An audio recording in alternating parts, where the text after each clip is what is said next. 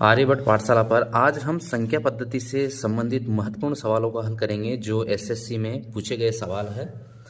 पहला सवाल है 60 तथा 80 के बीच आने वाली सभी अभाज्य संख्याओं का योग कितना होगा। 60 और 80 के बीच में, 60 और 80 के बीच में कौन कौन सी अभाज्य संख्याएं आएगी।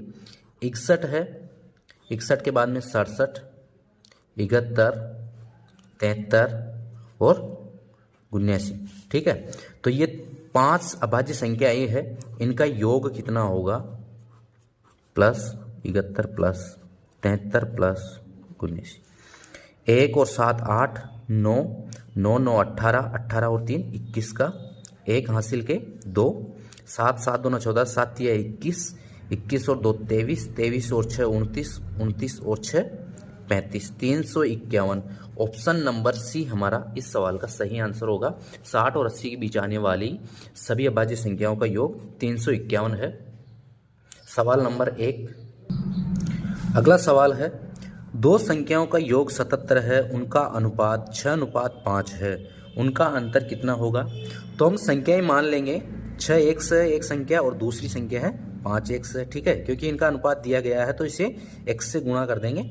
उसके बाद में इनका जो योग है वो 77 है, तो 6x प्लस 5x बराबर कितना है 77। 6 और 5 ये हो जाएंगे 11x बराबर 77।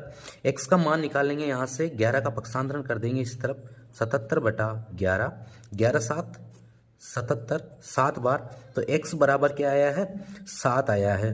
तो यहाँ पर हम दोनों संख्याएं निकालेंगे। पहले 6 गुणा 7, 7 छंगे 42, एक संख्या तो आई है 42 और 5 गुणा 7, 7 पंजो 35, दूसरी संख्या ये है 35। इनका जो अंतर होगा 42 माइनस 35, इनका अंतर आएगा 7। ऑप्शन नंबर सी हमारा इस सवाल का सही आंसर होगा। इन दोनों संख्याओं का जो अंतर है वो कितना है 7 है। Question number 3।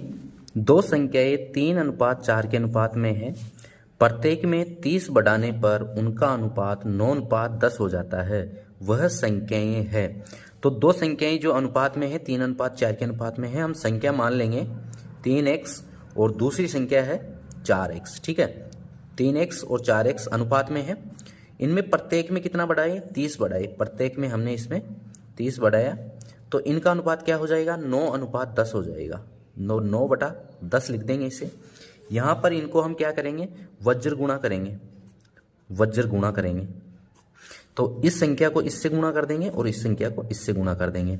यहाँ पर 10 को हम 3x से गुणा करेंगे तो ये हो जाएंगे 30x, प्लस 10 को 30 से गुणा करेंगे तो 300 बराबर 9 को 4 से गुणा करेंगे, 9 चौक 36x, प्लस और 9 को 30 से गुणा करेंगे तो 9 3 27, 270। यहाँ से 30x का इस तरफ पक्षांतरण कर देंगे, 30x को इस तरफ लाएंगे, क्योंकि यहाँ पर इस तरफ नहीं लाएंगे माइनस में हो जाएगा, इसलिए 30x को इस तरफ लाएंगे और 270 को इस तरफ लाएंगे।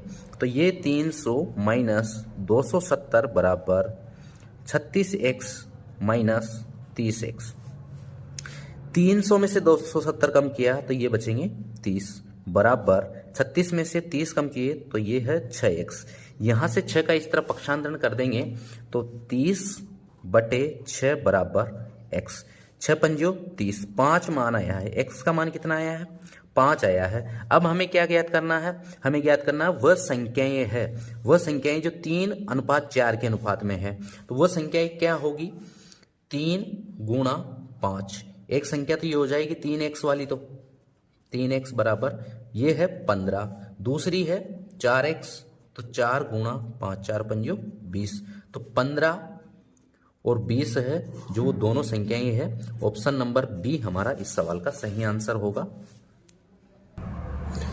अगला सवाल है, 5 से विभाजित 3 क्रमागत प्राकृत संख्याओं का योग 225 है।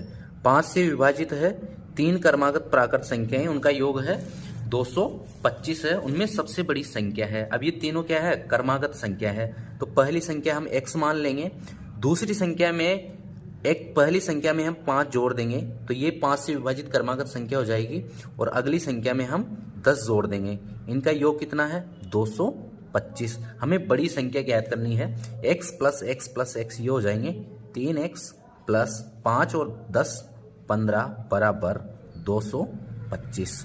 यहाँ से 15 का हम इस तरफ पक्षांतरण करेंगे तो 3x बराबर 225 माइनस 15, 3x बराबर ये हो जाएंगे 210।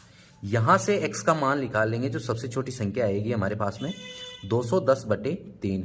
तो 3 से 210 को विभाजित करेंगे, 7 या 21 और 0 70। सबसे छोटी संख्या आई है 70 आई है। सबसे बड़ी संख्या क्या होगी? सबसे बड़ी संख्या है x प्लस 10। तो x प्लस 10 करेंगे तो 70 प्लस 10 बराबर 80। तो सबसे बड़ी संख्या हो जाएगी ऑप्शन नंबर डी 80 है हमारी। क्वेश्चन नंबर 5, दो धनात्मक पूर्णांकों का गुणनफल 2048 है। दो धनात्मक पूर्णांक उनका गुणनफल 2048 है। उनमें से एक संख्या दूसरी संख्या से दो गुनी है। पहली एक संख्या क्या है? दूसरी संख्या की दो गुनी है। तो बताइए कि उनमें से छोटी संख्या कौन सी है।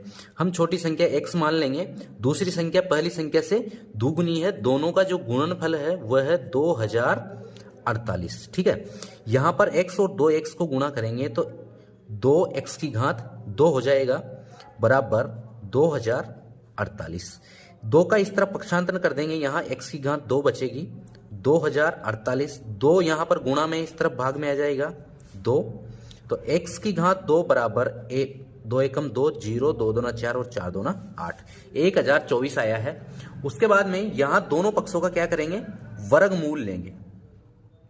वर्गमूल लेंगे तो x की घात 2 का वर्गमूल क्या हो जाएगा? x हो जाएगा। अब 1024 का हम वर्गमूल ज्ञात करें, इसके लिए हमें एक ट्रिक अपनानी है कि 900 जो है 30 का वर्गमूल होता है। ठीक है, उसके बाद में इसके इकाई का अंक कितना है? 4 है। तो इस जिस संख्या के इकाई का अंक 4 आता है वर्ग संख्या का, उसका जैसे यहाँ पर 30 का वर्गमूल आया, 30 का वर्ग करेंगे तो 900 आएगा। उसके बाद में 31 है, इसमें इकाई का अंक क्या आ रहा है? 1 आ रहा है। तो इसका अगर वर्ग करेंगे तो इकाई का अंक 1 आएगा। उसके बाद में 32 है, तो 32 का हम वर्ग करेंगे तो इसके इकाई का अंक क्या आएगा? 4। फिर 32 के बाद में सीधा 42 का आता है, तो 42 का वर्ग ज्यादा हो जाएगा। तो इसका जो वर्गमूल होगा 1024 का वह हो जाएगा 32। ये है अपने पास में छोटी संख्या x बराबर 32। ऑप्शन नंबर ए इस सवाल का सही आंसर हो जाएगा।